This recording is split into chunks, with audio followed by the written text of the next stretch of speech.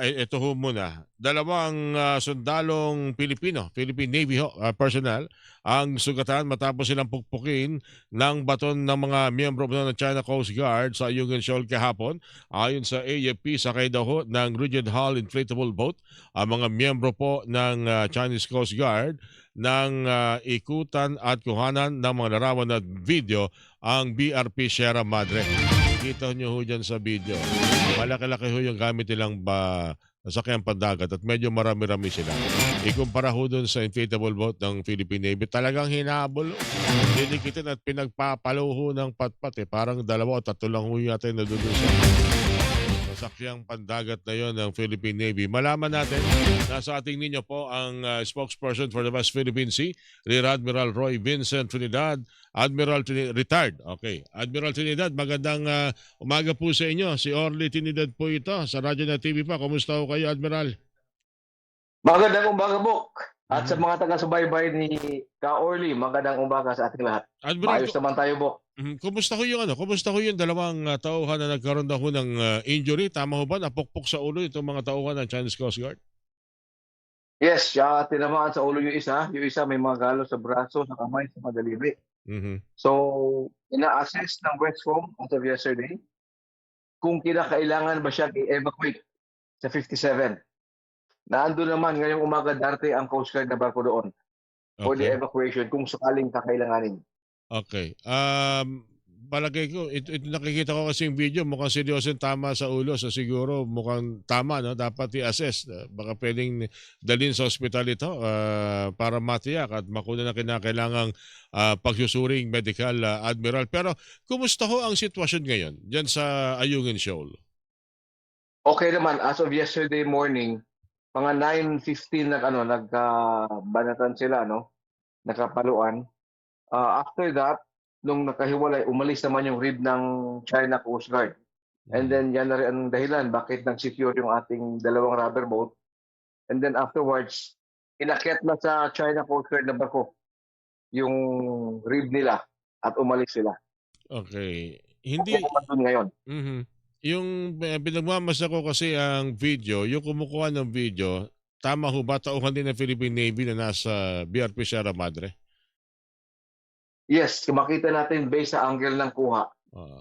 Nasa Sierra Madre yun sapagkat malapit na rin yung rib ng China Coast Guard.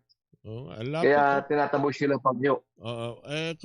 Kung may lalapit sa kanila na mga sasakyan pandagat ng ibang bansa, maaaring magalit din sila. Lalo't alam naman nila kung ano alam ng maging ng mga matagal nang umikot-ikot dyan na People's Liberation Army Navy kung ano ho ang silbi ng BRP Sierra Madre, Admiral. Ano po? Alam nila yan, Bok. At yung action nila, they were provocative yon. Mhm. Sapagkat kung makita natin, sila ang lumapit. And then may nilabas din silang video kahapon na Okay. sinasabi nila tayo nagpasimula, pero pinuto nila, hindi sila umabot sa punto na hinahampas sila mga tauhan natin. Oo. So, Bakit sila nagpo-provoke? Dahil na-black eye sila sa pinalabas nilang AI na video ng monkeys. mm. Na-black eye sila sa Batanes pronouncement nila. Na-black eye sila sa BDM actions nila na napilitan sila i-pull out yung survey equipment nila doon. Mhm. Mm. So, yun yung dahilan doon. Okay. Sabi niyo kanina patungo yung mga taon ng Philippine Coast Guard. Mga taon ng Philippine Navy ang BRP Sierra Madre. Meron ho bang planong siguro kung without mentioning na ang operational details nito, pero papaano ho ba natin maaring mapalakas ang tropa o kinakailangan din ba na pinag-uusapan ng pagpapalakas ng tropa natin dyan sa Ayungin Shoal, Admiral? Yes, may mga hakbang naman tayo na mabigyan sila ng mga ukulang gamit. Merong mga rotation plan natin. Yung numbers naman, di natin dinidivulge yun. So, yun naman yung mga hakbang natin na noong pa man. Hindi man dahil dito ay mag-aano tayo, ay magdadagdag tayo. Noong pa man, may programa na tayo dyan. Oo. Walang plano mag-engage. Ito nakikita ko sa video, mga tauhan ng Philippine Navy. Ano? nung nangahampas ay lumayo at hindi na lumapit o dumikit muli. So, walang intensyong makipag-engage. Kung ano man ang gustong gawin ng isa o dalawang taong may hawak na mahabang patpat ba yan o pole ba yan na pinanghampas sa kanila. Their actions, Bok, were purely defensive in nature. Una sa lahat, walang business yung Reeb na lumapit sa 57, mag-picture, mag-video. Mm. Pangalawa, yung galaw natin is with professionalism and discipline and purely defensive in nature. Pangatlo, yung rubber boat maliit kumpara sa Reeb nila, sa boat Malaki. na binaba nila galing sa Coast Guard. Times Makita niyo 3. naman. Parang times 3. Halos ng laki nito. Almost times 3.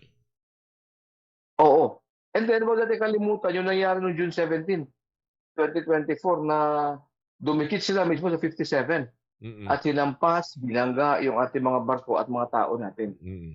Oo nga pala, kinuha pa yung mga armas na mga tauhan Yung ng mga armas. Philippine Navy, ano? Oo. Mm. Oo. Okay. Sa kabila ng sitwasyon na ito, kumusta ho ang moral, lalo-lalo na? Kumusta ho ang binibigay din nating atensyon sa mga tauhan po ng Philippine Navy dyan sa BRP Sierra Madre? Alam mo, Bok, mataas yung moral nila. Kung makita natin mula sa kuha ng China Coast Guard, yung isang rubber boat na 5 ang sakay, meron, tinatawag pa nila, kumbaga dumikit pa kayo, i-cross yung line. Sinasabi pa ng mga kasundaluhan natin. Kasi alam nila na yung China Coast Guard na boats ang papalapit, sinasabi nila hanggang dyan lang kayo, pero kung tatawid kayo, sige, lapit pa kayo. They were prepared to really na makaanuhan sila doon. Hindi, makita natin, hindi naman tumigil naman yung China Coast Guard ng barko. Yung moral ng ating mga tao doon, mataas sila. Mataas ang kanilang moral. Mhm. Alam din nila yung tinatawag na ano no, na maximum tolerance. Alam nila yon, part actually yan ang ating rules of engagement. Mm. Paano mag-deal ng ganong sitwasyon. So ang talagang lumapit doon was yung barko ng China Coast Guard. Mm. Hindi na pinakita yon.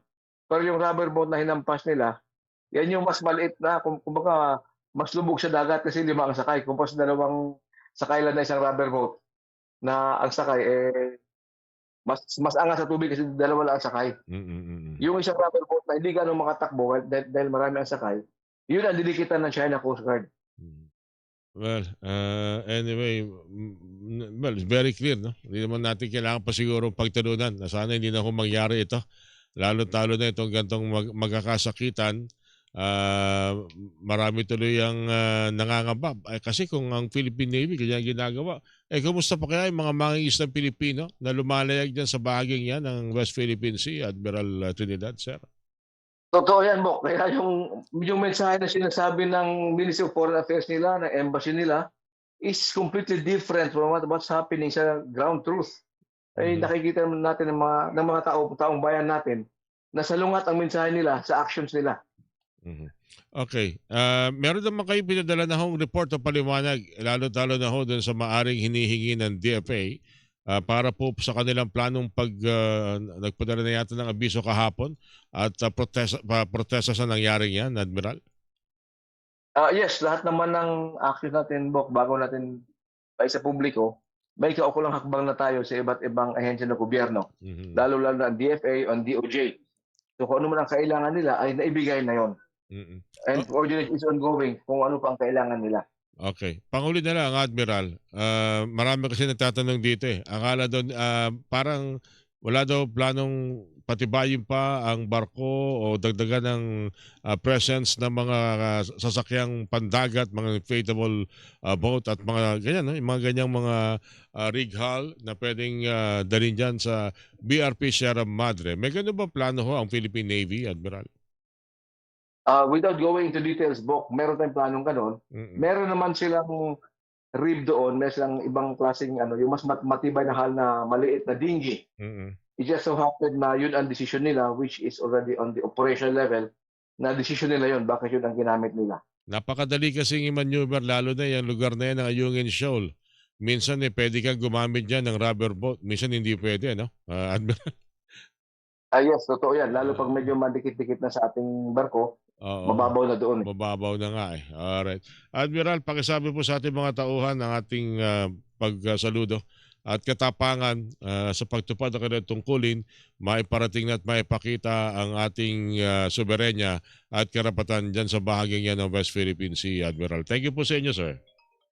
Yes, always welcome po at makakaasa kayo na darating po yung mga binanggit niyo sa ating mga kasundaluhan na siyang lalong maging dahilan upang tataas yung kanilang moral pag alam nila na suportado sa ng taong bayan. Maraming salamat, Bok Orly. Okay, thank you sir, Admiral, at good luck po sa inyo. Si Rear Admiral Retired Admiral Roy Vincent Trinidad, mga kapuso, spokesperson for the West Philippine Sea ng AFP ang inyo pong napakinggan. Buena Manong Balita.